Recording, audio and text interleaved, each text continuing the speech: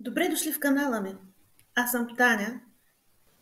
В момента правя BIM моделиране на интериорен дизайн, така че клиента да може да предвиди бюджет не само за част обзавеждане на едно помещение, но и да предвиди бюджет за всички строителни работи, обхващащи архитектурната L и ВК част.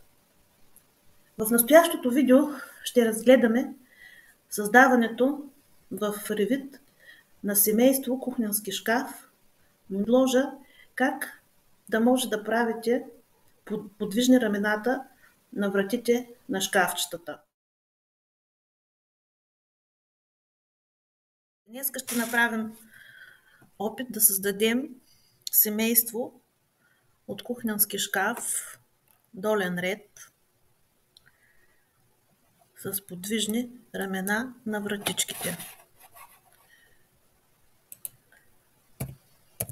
Като всяко рамо е самостоятелно.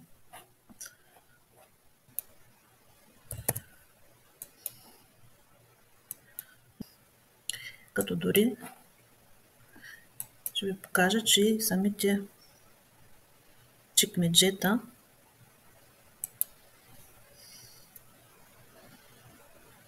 също могат да се движат.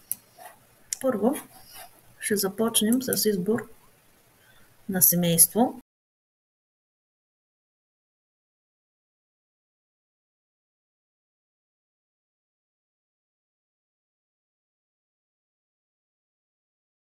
Само че трябва вместо инчове,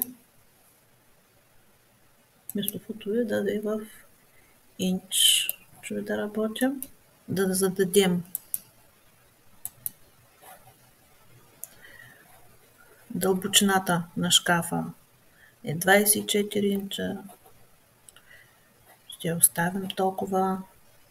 Височината стандартна е 34,5 или 31,5 и за широчина да приемем 36. В референтни на равнина да зададем. Почвам с гръб. В моя случай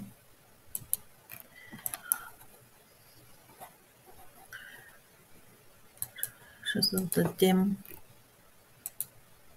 параметър, чиято величина не е константна, а е променлива. Целта лейбъл, значи това ще е дебелина на гърба или ще имаме бак.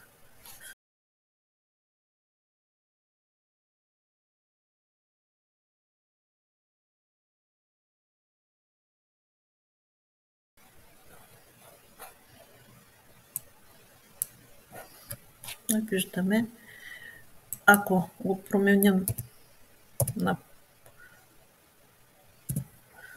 половин инч, виждате, зависимо според стандарта и материала, който използва производителя. По същия начин ще направим дебелините на листовете, които се ползват за страници.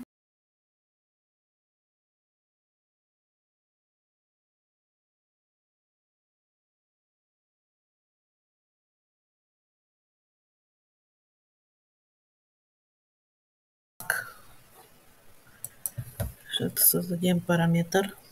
В случай ще напишем дебелина на листа.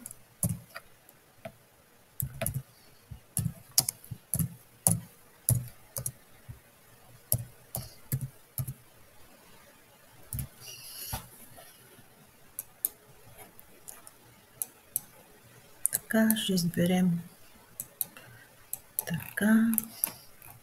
Панела на вратичките е винаги с малко по-голяма дебелина.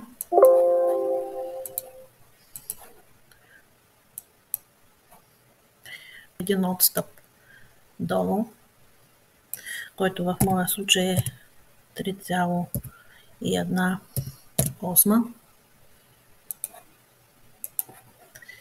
Самата дебелина на панела на вратата е 3/4.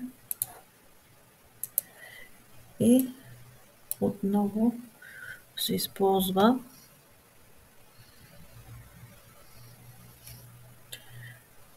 лист с дебелина половин инч. Създадем отново параметри.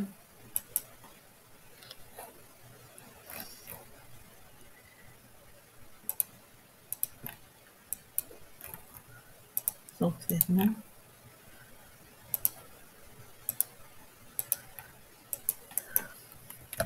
този с половин имаме вече създаден за него дебелина на листа. За отстъпа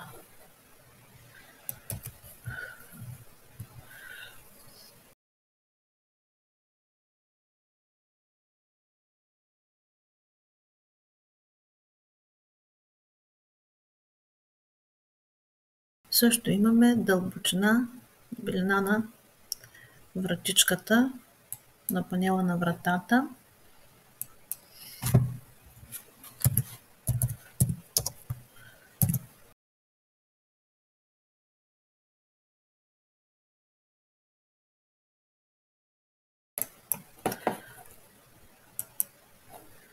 Ето, можем да проверим как работят.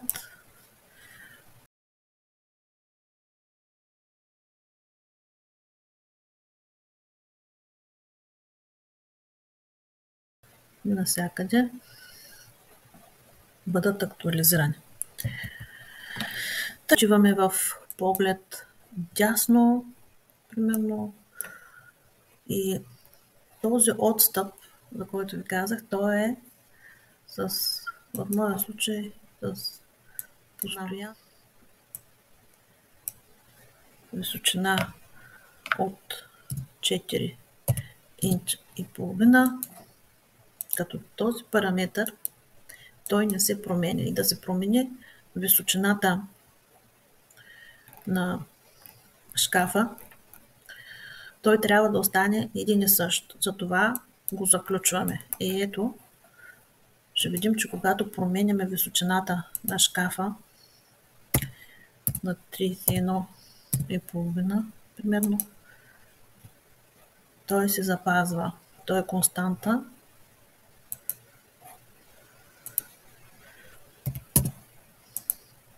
Ето.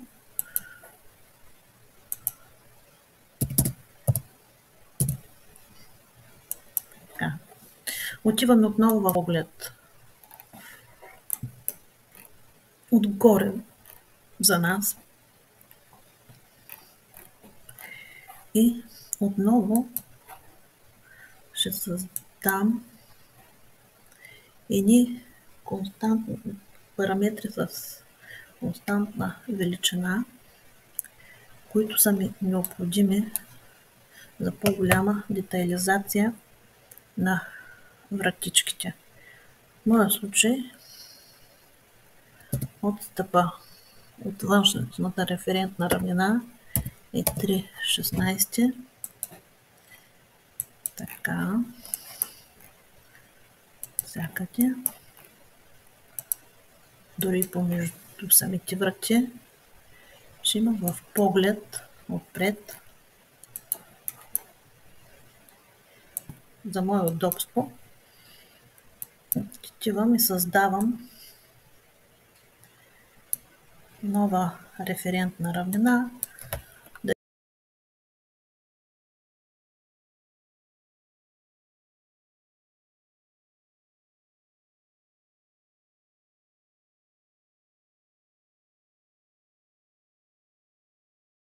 За да е контрастна, ще избера червен цвят и отново пунктирана линия.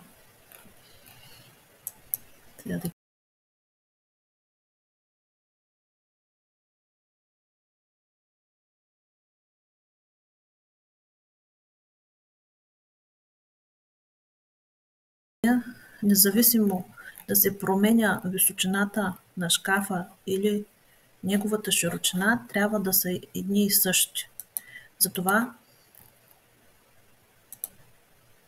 отново тези анотации ще бъдат заключени.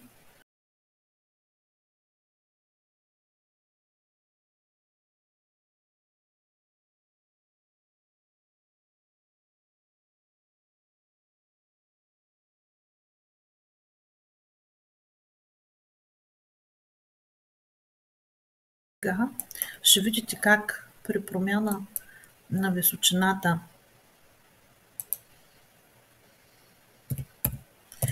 на шкафа и на неговата широчина, те се запазват.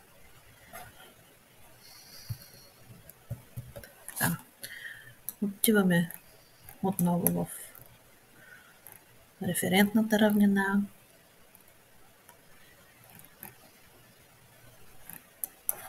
За да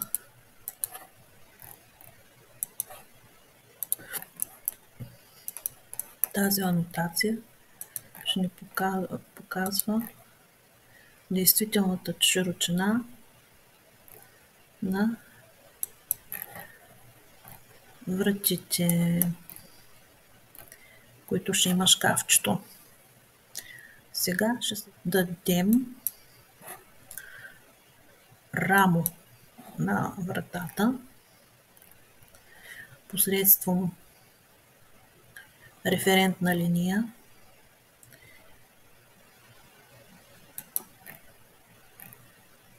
чиято дължина ще зададем 17,5 осми.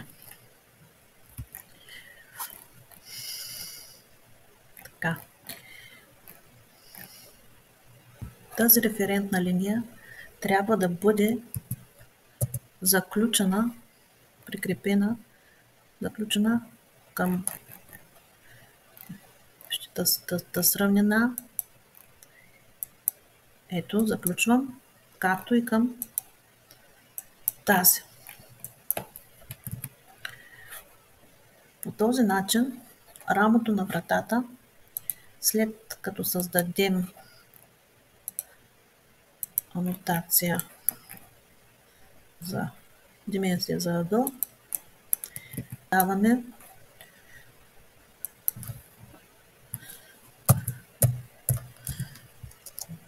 врата на ъгълна врата, в случая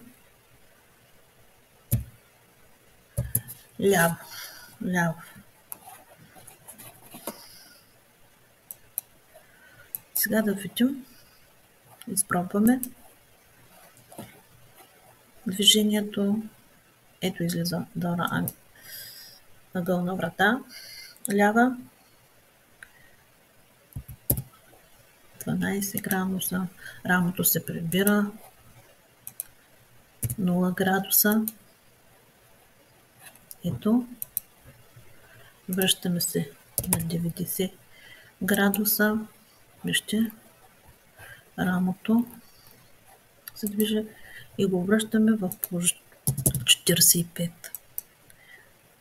Опа, тук съм направила някаква грешка. Ще го изтриме и ще създадем ново.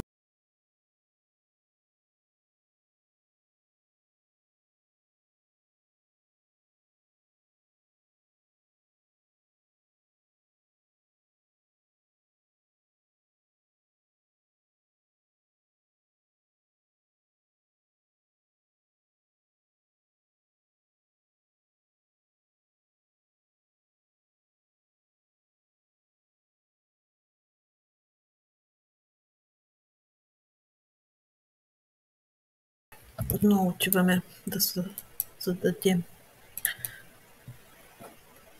Момент, той може... Я да видя, може и да го... има го. Ето, ще го отбележим. Сега ще изпробваме рамото дали е закопчано правилно, прикрепено за нулата добре, при 90 градуса пак добре. Трябва да върнем в положение 45. Този път е добре.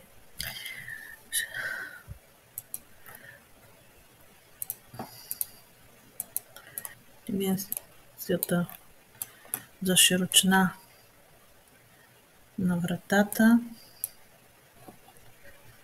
Ще отбележим широчина на вратата.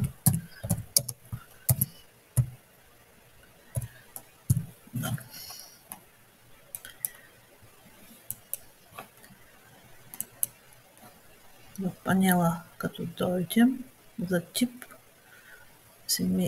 на семейството, ето излиза и тук ще създам една формула. Автоматично при промяна на широчината на шкафчето и широчината на самата вратичка да се променя. Значи цялата широчина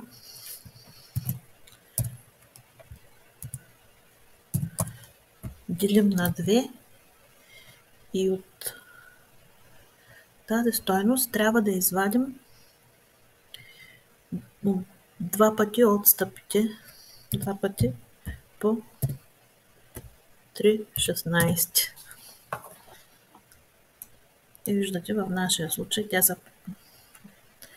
формулата ни е вярна. По същия начин ще създадем рамо на вратата и отдясно.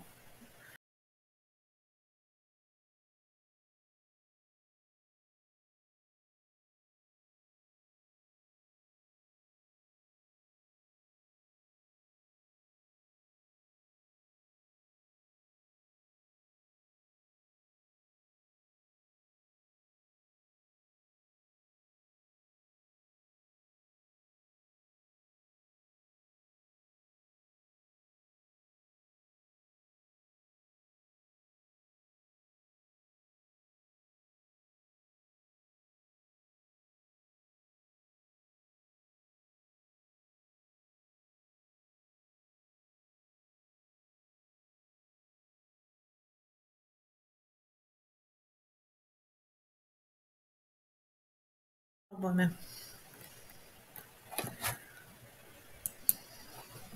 Значи на 10 ъгъл пробваме на 10 градуса, рамото се върти и прикрепено към точката. Така. 90 градуса.